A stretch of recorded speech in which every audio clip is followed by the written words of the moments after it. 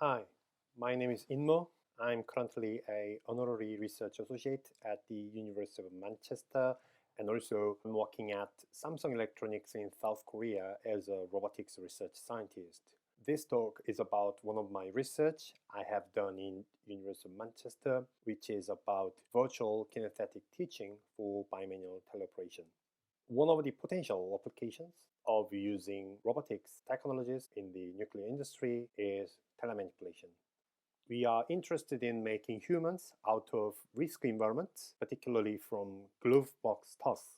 As you can see in the left-hand figure, normally this task needs human operators who are wearing protective suits and using a glove box to manipulate nuclear contaminated items.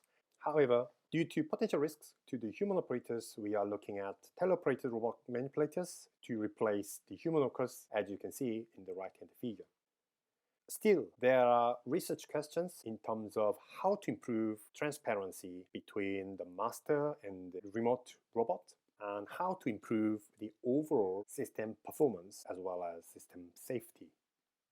Particularly, we are interested in using virtual reality because it is known as a tool that provides intuitiveness as well as immersiveness. So now in this graph, let me scatter existing user interfaces based on virtual reality for telemanipulation. That graph has y-axis, which represents system complexity and cost, and the x-axis represents intuitiveness and immersiveness when a user uses these interfaces.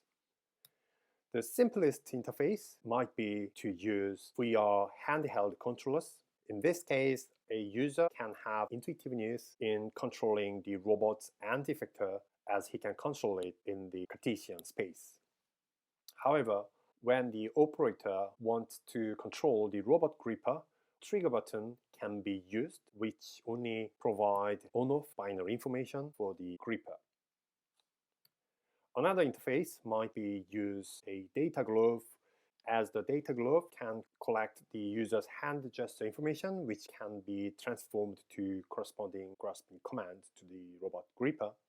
We can achieve additional intuitiveness in terms of grasping on top of controlling the robot arm.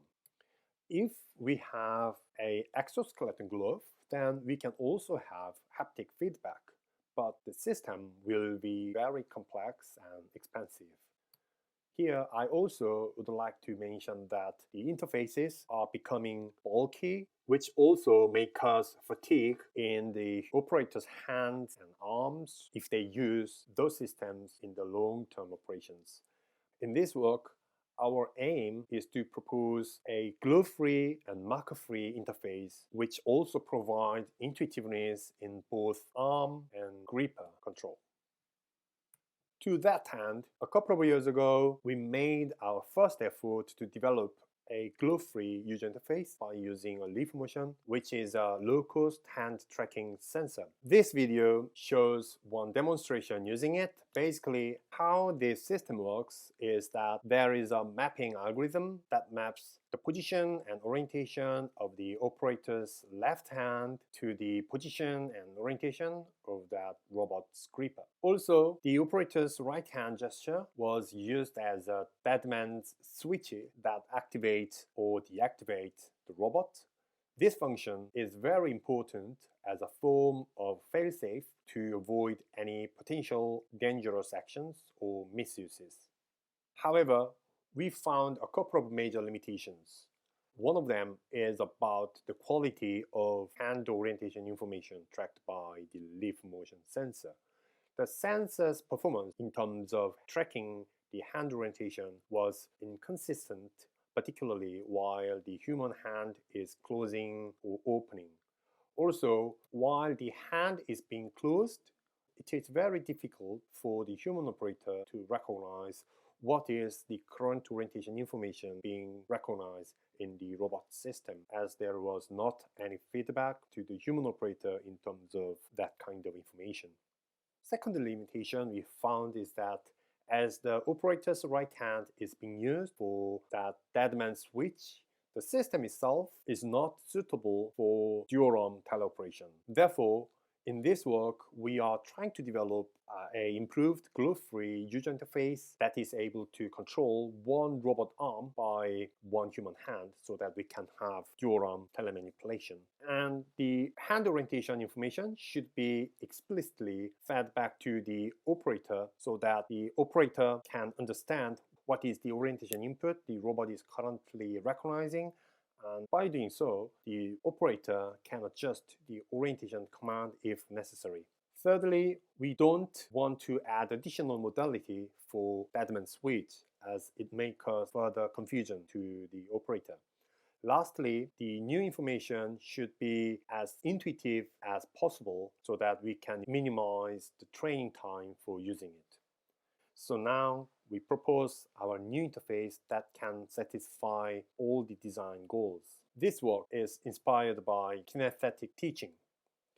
Kinesthetic teaching is a method whereby a human physically manipulates part of a robot or its end effector to construct a series of configurations for a required task.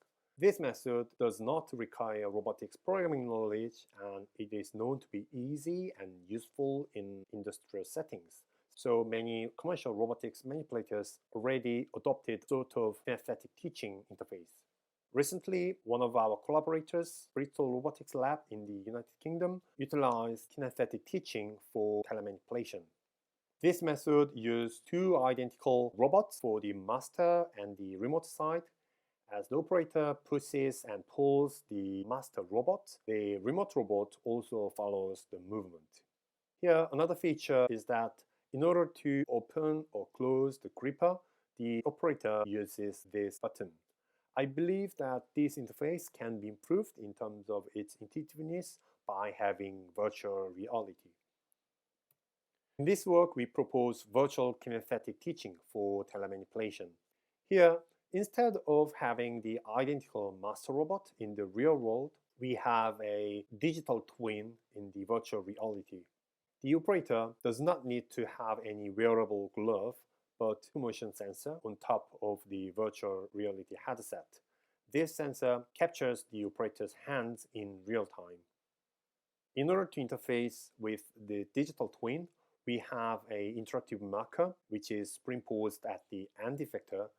Here we designed this virtual reality marker such that only one hand is enough to control the robot's arm as well as the gripper simultaneously. This is overall architecture of the proposed telemanipulation system. Basically, we have a robotic manipulator at a remote site.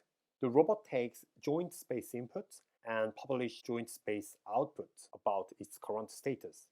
As the driver for the robot, we used a ROS package called ROS control because it makes us free from concerning about low-level control as long as the robotic manipulator being used supports ROS control. Before ROS control, we have inverse kinematics called relaxed decay, which transforms user input in the Cartesian space into the corresponding joint space input. Actually, user input in the Cartesian space could have been directly from a user interface, but here we intentionally have a RV's interactive marker as an intermediate interface because this RV's marker enables the trainer to monitor the inputs from the trainee so that in situ supervisor can disallow the trainee's movement if it is emergency.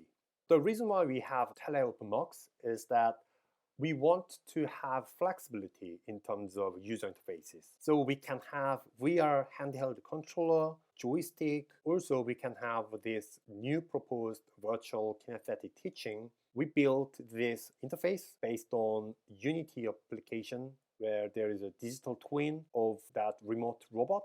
And also there is a VR marker superimposed at the end effector of the digital twin. So one of our design goals was to keep deadman switch function without having further modality. In the prior work, deadman switch was triggered by the operator's right-hand gesture.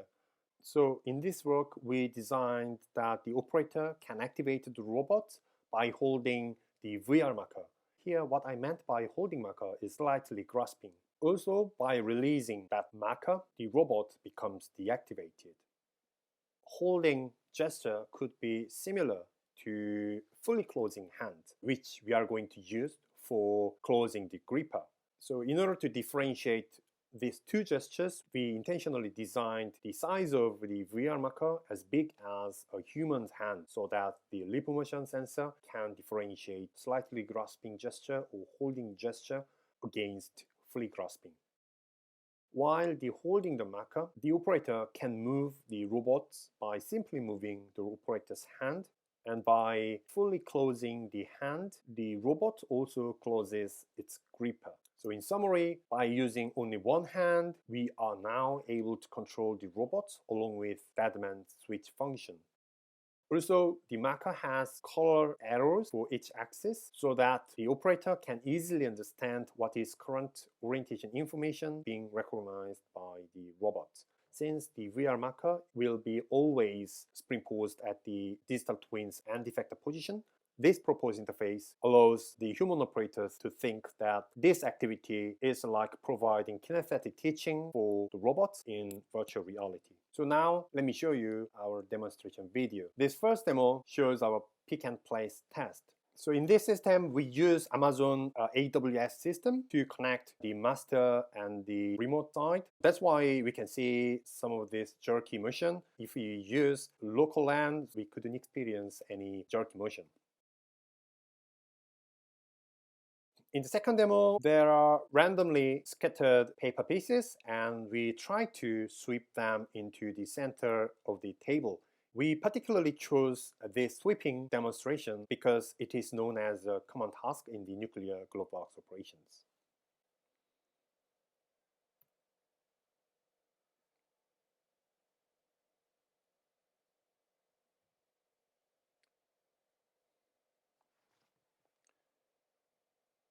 And now we want to see how different the sensor information is if we use our bare hands being tracked the lip motion sensor or the VR marker instead of the bare hand. And the first graph shows that the information from bare hands tracking and the marker position are almost similar. However, when it comes to the orientation, the information from bare hands tracking and information from the marker are quite different. As we couldn't do precise evaluation, for example, by using motion capture system, we don't know which information is correct. But we believe that existence of VR marker can provide visual feedback to the human operator that operator can adjust the user command if it is not what it meant to be. We also did another evaluation task, which is picking test. Here we used a simulated robot in gazebo environment due to the COVID-19 situation. Aim of this test is to know how easily we can operate the robotic manipulator using this proposed interface. What the test operator has to do is to move the end effector of the robot arm to pick a randomly located cube for 100 times. So for each iteration, we recorded the time spent and the distance from the initial end effector position to the target cube position. The result shows that the time spent is from 1 second to less than 3 seconds, and distance that the test operator has to control the robot is about 10 centimeters to 70 centimeters. Although we used the simulated robot for this testing, from this result, we believe that the proposed interface is quite promising in terms of providing intuitiveness and easy to use. So in this work, we proposed a novel telemanipulation interface called virtual kinesthetic teaching using robot digital twin in virtual reality. We implemented the proposed system using commercial robots and devices, ROS and Unity 3D. And we demonstrated that the system has potential in terms of intuitiveness and being easy to use. As a future work, we would like to conduct a rigorous usability test with a variety of participants, which we couldn't do that due to this COVID-19 situation, unfortunately. Also, we would like to extend this work by having more interactable parts of the digital twin on top of this VR marker. And also, as we have glove-free interface, obviously we don't have any haptic feedback, but we would like to semi-autonomous assistance to compensate absence of haptic feedback. This is all from me. Thank you very much.